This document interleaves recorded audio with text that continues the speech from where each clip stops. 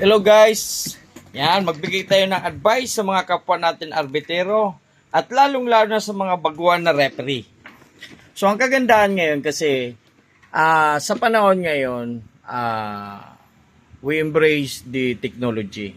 Ika nga, nung araw, panahon namin, I start as a referee 1999. Ang libro noon, hindi mo makita, ang rulebook noon. Hindi naman sa paninira, hindi natin alam kung tinatago ng mga senior o veterano yung libro. Kahit nga pagpapa-ID noon, hindi ka pa isasama para magkaroon ka ng ID.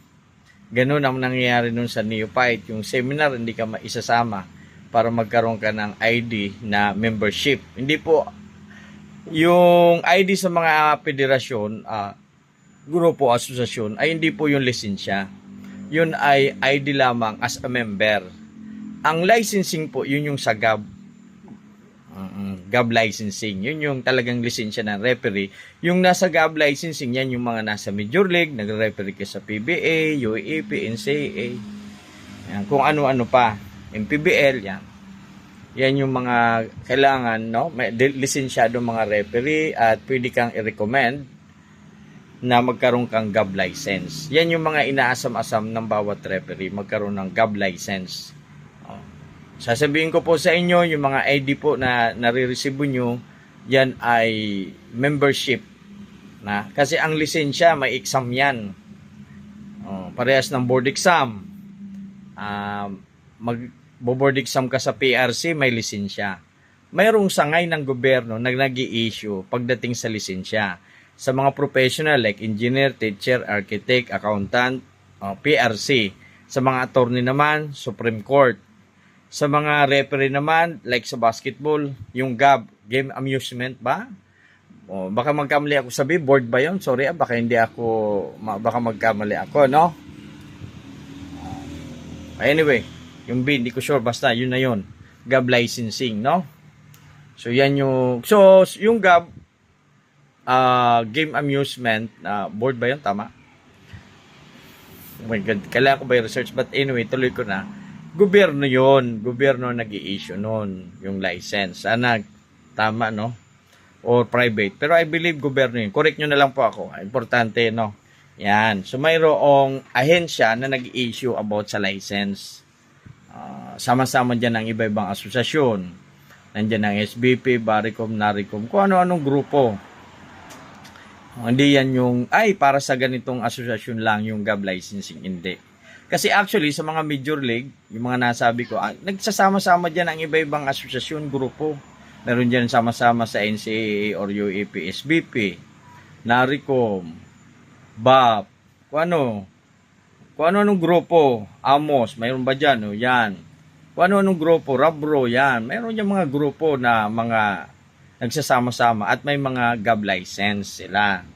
Kaso naman sa mga big league, kapag nagkamali ka at masira ka dyan, tapos na ang karir mo sa big league. Yun.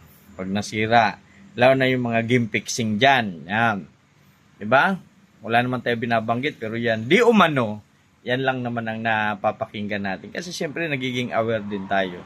Yan, may masisira na yung karir mo sa pagtakbo sa mga major league. Kaya pag nasa major league ka, magbasa ka ng rules, galingan mo kasi nakasalalay dyan ang karir mo. Pag once na nasira ka dyan sa mga major league, mahirapan ka na makabalik o talagang hindi ka na makakabalik.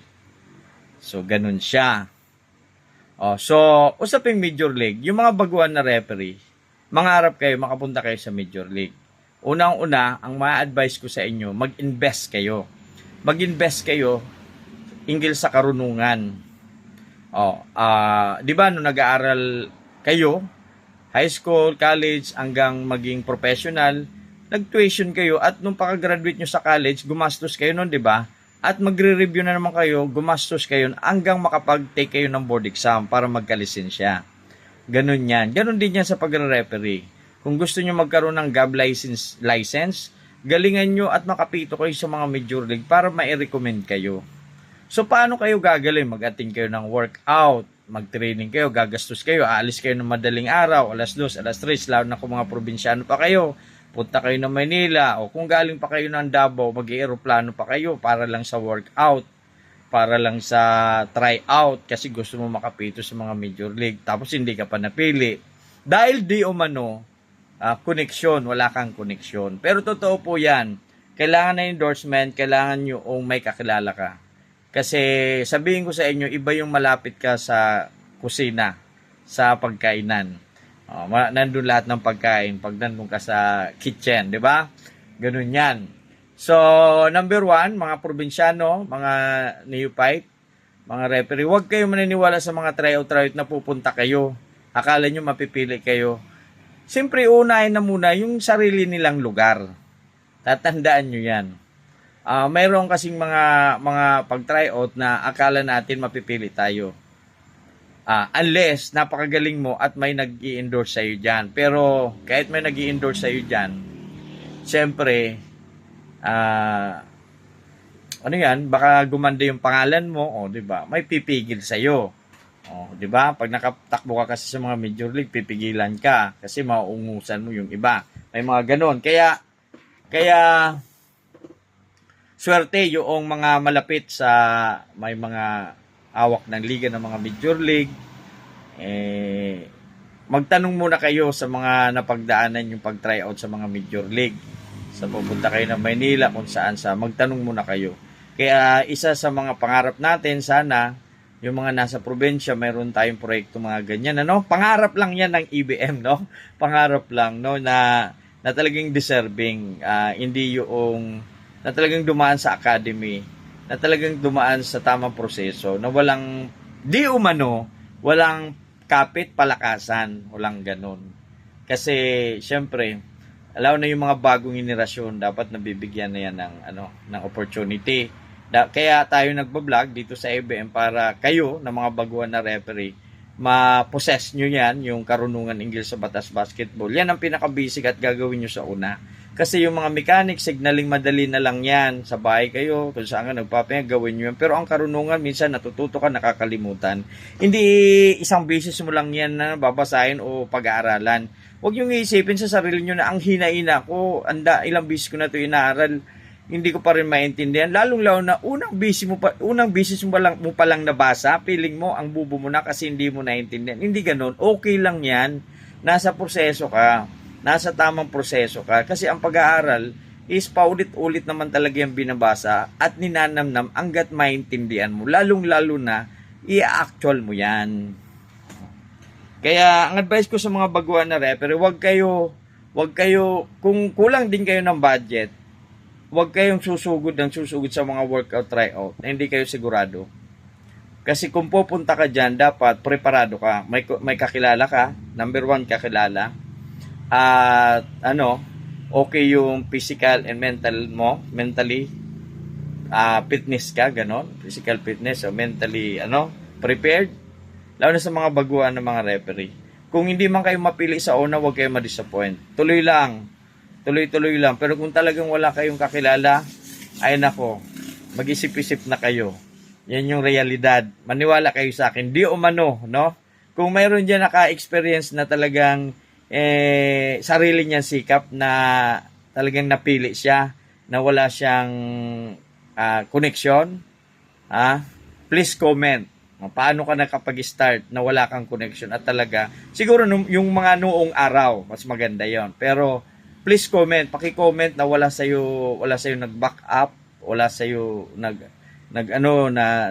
nagawa ng paraan para mag-stay ka dyan sa loob at nakapito ka dyan. Ganun siya. Kung mayroon, di maswerte. At pwede natin yan ituloy. At maganda at narinig natin yung kwento nila. Ganun lang yan. Kasi kung stranger ka nga lang naman, no? Mahusay ka. So, that is, outlier. So, maswerte ka kung makukuha ka. Lalong-lalo na dapat nga yung mga ganyan na nakukuha, yung mga hindi pa kurap ang pag-iisip, yung very neutral pa ang pag-iisip, lalo na yung mga baguhan na referee. So, ganun na mga baguhan na referee. Try to work out, pero i-ready nyo yung sarili nyo kung na-disappoint kayo o hindi. I-ready nyo yan. Huwag kayong mag-expect. Yan lang masasabi ko sa inyo. In terms of investment, as a referee, dapat mag-invest kayo, mag-training kayo, mag-seminar kayo. Itong EBM, libre na halos nandyan na lahat ng mga aralin, mga pagdating sa rules, nandito na sa EBM.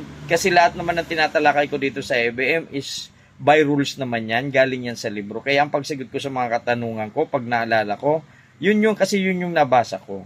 Actually, magbasa kayo dito sa EBM, manood kayo. Ang dami nyo matututunan, ang dami ng video dyan. Makakapag-referee ba kayo kung wala kayong asosasyon? Yes, provided na nakapag may experience ka na. Siyempre, may asosasyon ka na muna. Ngayon, makakapag-referee ka ba kung wala ka na, umalis ka sa asosasyon? Yes, kasi kilala ka naman na referee. Kaya lang, ang problema, mayroon ka ba makakasamang mga referee kung wala kang asosasyon o kinabibilangan? Kaya, ang advantage sa mga baguhan na referee, yan ang advice ko, huwag kayong mag-stay sa isang grupo nyo. Pasintabi sa mga may asosasyon. Ito ang advice ko pang general. Wala naman ako sinasabing specific. Huwag kayong mag-focus sa grupo nyo. Kasi pagka nag-focus kayo dyan, hanggang dyan na lang kayo. Lalo-lalo na kung ginagamit ka lang para hindi ka ma-discover. Lumabas din kayo. Kasi kailangan nyo rin mag-grow. Yan. Ganun gagawin nyo. Pero huwag nyo kakalimutan yung grupo na pinanggalingan nyo. Dapat nandun ka pa rin at priority mo yan. Pero dapat nagkakaroon ka ng kasamang iba-ibang referee, connection, para matuto ka. Sabi ko nga, kung si Pedro na lang, si Juan ang kasama mo lagi, hindi ka na matututo kasi kabisado mo na sila. Kung mayroon kang makikilalang ibang referee at makakasama mo, matututo ka ng ibang technique, ika nga. Diba? Lalo na kung yung makakasama mo, nag-aaral ng batas basketball, talagang eksperensyado, kilala at nirespeto, napaka-pribileyo kasi makikita mo yung diskarte niya sa pag-officiate. So, natuto ka. So, hanggat sa magtayo ka ng grupo mo, walang problema yan. Ngayon, kung hindi ka nagsiseminar kasi magastos, kaya yan, okay lang. Basta, kaya mo naman makabisado ang rules dahil nagbabasa ka o nanonood ka ng vlog ng EBM, di ba? Okay lang yan kung hindi ka magsiseminar sa mga Kaya lang, wala kang affiliation. Kailangan din ng affiliation. Ngayon, gumawa ka ng sarili mo na ikaw ang nagte-training, ikaw ang nagsiseminar. Pwede naman yan. Basta, mayroon kang compliance sa gobyerno. Nagbabayad ka ng BIR, may SEC ka, o kaya DTI. Mayroon dyan mga bagong organization, di ba? Ganun ginawa nila. Nagsimula sila sa mga naunang grupo, sa BAP, sa Baricom, sa SBP, hanggang nagtayo sila ng grupo nila. Ngayon, hindi na sila nagsiseminar sa mga nasabi ko. Ngayon, sila na yung nagsiseminar sa mga members nila. Basta comply ka sa gobyerno. Kaya kung sasabihin, okay, kailangan ko ba mag-seminar? Ikaw nakakaramdam sa sarili mo. Pag kilala ka ng referee, basta meron ka pa rin, pangalan na iniingatan. Kasi yung ID nga, affiliation yon, membership lang yon sa mga bawat asosasyon. Pero kung kilala ka ng referee at may BIR ka naman, mayroon kang company, ikaw bilang isang referee, so nasa sayo na lang kung paano mo i-improve yung pagkatao mo bilang isang referee, mag-attend ka ng seminar. Optional lang naman yan, mag-attend ka ng seminar, mag-affiliate ka sa mga nagpapasinar na grupo. Optional lang naman yan. Ang importante, provided na marami ka rin ng mga connection na, ang importante, nag-aaral ka ng batas basketball. Magbasa ka sa rulebook, issue, nandyan naman yan, yung mga OBR at iba pa. Public domain naman yan, i-download mo. Manood ka ng vlog.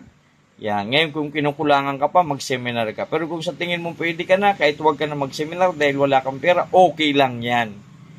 Basta importante, mag-comply ka sa gobyerno, tumayo ka ng company mo. Tapos, kung gusto mo pa talaga madagdagan yung karunungan mo at makatipid ka, maghanap ka ng mentor mo o coach mo o magte-training sa'yo na sa tingin mo, makakatipid ka at sa tingin mo, quality. Kasi ang pagtuturo sa mga ganito, hindi lang yung rules. Ang isang katauhan, tinuturuan niya kung paano maging mahusay. Lalo na sa mga clarification, game management, sa protocol, mga mechanics, mga signaling, pakikipag-usap. Madaming klaseng mga dapat ituro. So yan muna Yan muna. Sa susunod naman. Thank you.